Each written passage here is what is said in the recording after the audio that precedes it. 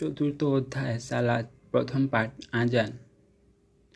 আজানের পরিচয়। আজান শব্দের অর্থ ডাকা, আহ্বান করা, অবহিত করা ও ঘোষণা দেয়া।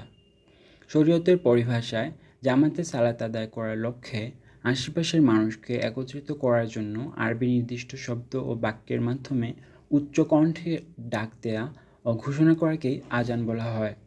যিনি আজান দেন তাকে মুয়াজ্জিন বা আহ্বানকারী বলা হয়। আজানের ফজিলত। আজানের ফজিলত অনেক। এ প্রসঙ্গে রাসূলুল্লাহ সাল্লাল্লাহু আলাইহি সাল্লাম ইরশাদ করেন, যে ব্যক্তি সওয়াবের নিয়তে অব্যাহতভাবে 7 বছর আজান দিবে, তার জন্য জাহান্নাম থেকে মুক্তি লিখে দেওয়া হবে। মিশকাত হাদিস নং 65। আজানের বাক্যসমূহ: আল্লাহু আকবার, আল্লাহ মহান 4 বার। আশহাদু আল্লা ইলাহা ইল্লাল্লাহ, আমি সাক্ষ্য দিচ্ছি আল্লাহ ছাড়া কোনো ইলাহ নেই 2 বার। আশহাদু আন্না মুহাম্মাদার রাসূলুল্লাহ, আমি সাক্ষ্য দিচ্ছি মুহাম্মদ সাল্লাল্লাহু আলাইহি সাল্লাম আল্লাহর রাসূল 2 বার। হাইয়া আলাস সালাহ, এসো সালাতের দিকে 2 বার। হাইয়া আলাল ফালাহ, এসো কল্যাণের দিকে 2 বার। আল্লাহু আকবার, আল্লাহ মহান 2 বার। লা ইলাহা ইল্লাল্লাহ, আল্লাহ ছাড়া কোনো ইলাহ নেই 1 বার। আজানের মধ্যে এভাবেই 7টি বাক্য 15 বার উচ্চারণ করতে হয়। ফজরের নামাজে আজানে হাইয়া আলাল ফালাহ এর পরে 2 বার আস-সালাতু খায়রুম মিনান নাওম, ঘুম থেকে নামাজ উত্তম বলতে হবে। আজানের জবাব। আজানের বাক্যসমূহ শুনে জবাব দেওয়া ওয়াজিব। রাসূলুল্লাহ সাল্লাল্লাহু আলাইহি সাল্লাম ইরশাদ করেন, যখন তোমরা আজান শুনবে, হুবহু মুয়াজ্জিনের উচ্চারিত বাক্যসমূহ বলবে, অতঃপর আমার উপর দরুদ পাঠ করবে।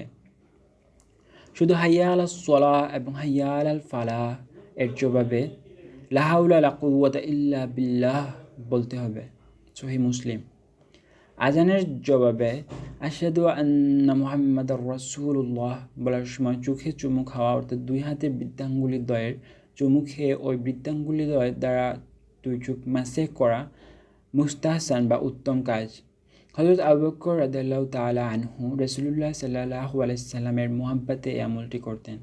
তবে এই কাজটি করতেই হবে এমন মনে না করে, যদি কেউ মহব্বতে করে তাতে ফায়দা আছে।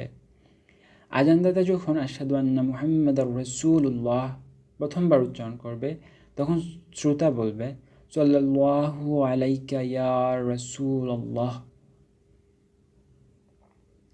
পুনরায় আজানদাতা আশহাদু আন্না মুহাম্মাদার রাসূলুল্লাহ বললে শ্রোতা বলবে কুররাতু আইনি বিকা ইয়া রাসূলুল্লাহ। অতঃপর বৃদ্ধাঙ্গুলি দ্বয়ের নখপৃষ্ঠ দ্বারা চক্ষুদ্বয়ের পাতার উপর মাসেহ করতে বলবে আল্লাহুম্মা মাত্তি'নি বিস-সাম'i ওয়াল বাসার, হে আল্লাহ আমাকে শ্রবণ শক্তি ও দৃষ্টিশক্তি উপভোগ করতে দাও। আজানের পর দোয়া পাঠ। আজান শেষ হলে প্রথমে মহানবী সাল্লাল্লাহু আলাইহি সাল্লামের প্রতি যে কোনো দরুদ শরীফ পাঠ করবে, এরপর হাত উঠিয়ে বিনয়ের সাথে নিম্নে লিখিত দোয়া পড়বে।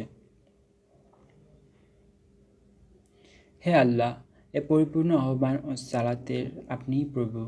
হযরত মুহাম্মদ সাল্লাল্লাহু আলাইহি সাল্লামকে দান করুন সর্বোচ্চ সম্মানিত স্থান, সুমহান মর্যাদা এবং বেহেশতের শ্রেষ্ঠতম প্রশংসিত স্থানে তাকে অধিষ্ঠিত করুন, যার প্রতিশ্রুতি আপনি তাকে দিয়েছেন।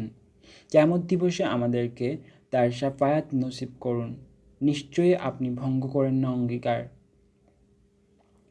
হযরত জাবির রাদিয়াল্লাহু তাআলা আনহু হতে বর্ণিত আছে, যে ব্যক্তি আজান শুনে তার জবাব দিবে, অতঃপর দরুদ শরীফ পাঠান্তে উল্লেখিত দোয়া পাঠ করবে, রাসূলুল্লাহ সাল্লাল্লাহু আলাইহি সাল্লাম বলেছেন, কিয়ামতের দিন তার জন্য আমার শাফায়াত ওয়াজিব হবে। এখানে একটি বিষয় মনে রাখতে হবে যে দোয়ার আদব হাত উঠিয়ে দোয়া করা। নির্ধারিত কয়েকটি স্থান যেমন পায়খানা প্রস্রাবের সময়ের দোয়া ইত্যাদি ব্যতীত বেশিরভাগ ক্ষেত্রেই আল্লাহর হাবিব সাল্লাল্লাহু আলাইহি সাল্লাম হাত উঠিয়ে দোয়া করেছেন। দুনিয়ার যে কোনো বস্তু পাওয়া বা সমস্যা সমাধানের জন্য হাত উঠিয়ে দোয়া করা উত্তম। অনুরূপ আজানের পর মুনাজাতে হাত উঠিয়ে দোয়া করাও উত্তম। এর উদ্দেশ্যে প্রিয় নবী সাল্লাল্লাহু আলাইহি সাল্লামের প্রতি আদব ও তাজিম প্রদর্শন।